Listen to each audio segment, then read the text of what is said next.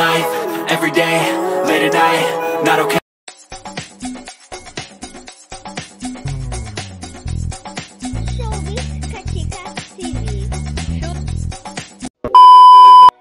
Mga kachika, sa nagdaan ngang GMA Gala last weekend, August 2, 2025 ay talaga namang nagningning nga ang mga GMA Kapuso star dahil nga sa kanilang napakagagandang OOTD at pinag-usapang gown at mga suit ng lahat ng umaten.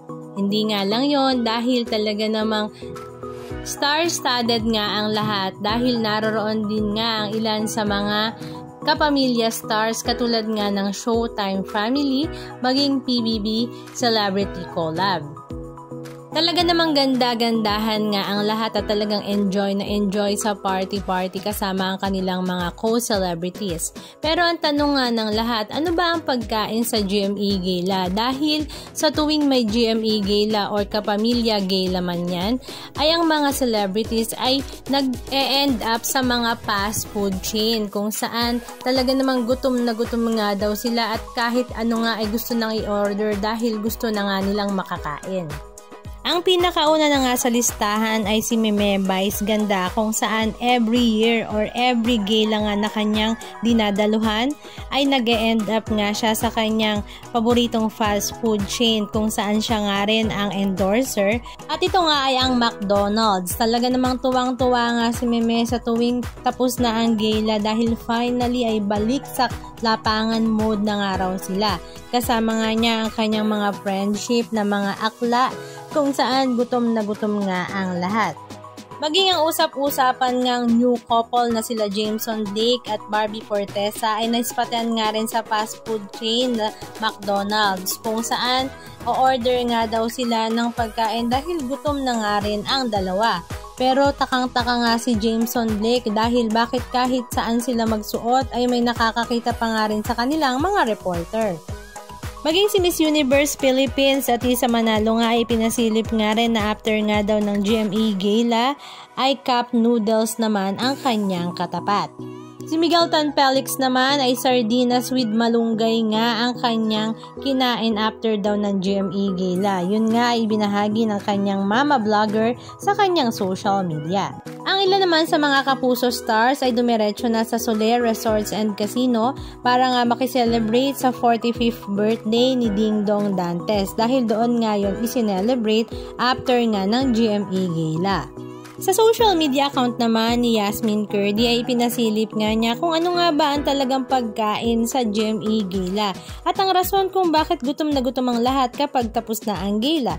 Unang-una nga daw ay dahil bising-busy nga daw ang lahat sa picture-picture at syempre makipag-usap sa kanilang mga co-star.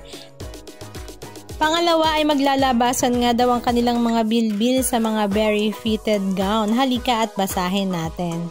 Usually, I skip eating at GMA Gala kasi di ako makaupo sa seat ko. Busy sa chikahan at ayokong mapunit ang gown ko. But this year, I said, bahala na si gown. Time for a different kind of gala. Food trip mode on naman tayo. And wow, ang sarap ng lahat ng pagkain. Ito nga pala ang GMA Gala 2025 menu.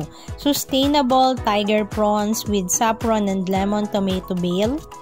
Porcini mushroom consomme plus blue pea flower tea, Australian beef tenderloin, foie with corn puree and scallop potatoes, rose garden dessert na parang pang fairy tale, lychee mousse, mango jelly, and candied rose petals. Ayan nga daw ang lahat ng food menu sa GMA Gala at talaga namang sa pangalan pa lang ay talagang parang mabubusog ka na.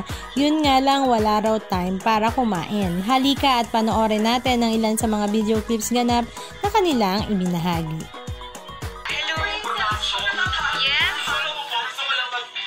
Naguguluhan kayo? Yes. Naguguluhan kayo? Gutom na ako, Mars. Mars, ako magpapalit ng sandal. Hindi ko magpapalit ng sandal. Ay!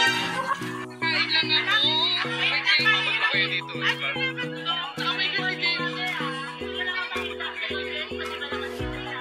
Ano ka nalaman mo? Sipin nga na. Chef na talaga.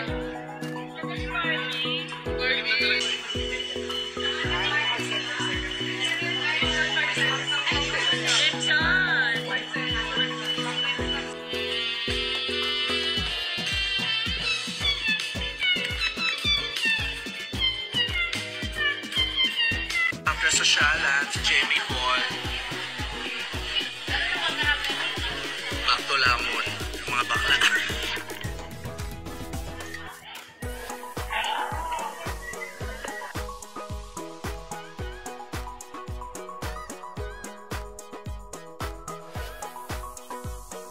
Inas na may malita. Katapos si Mickey Magila, sabi na siya.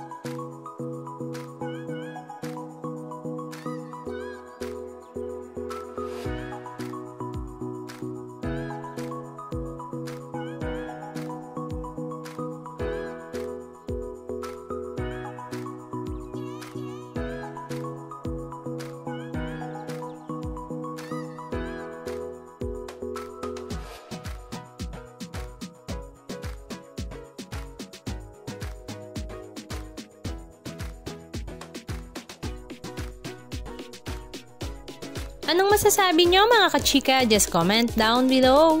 And please don't forget to subscribe. Thank you!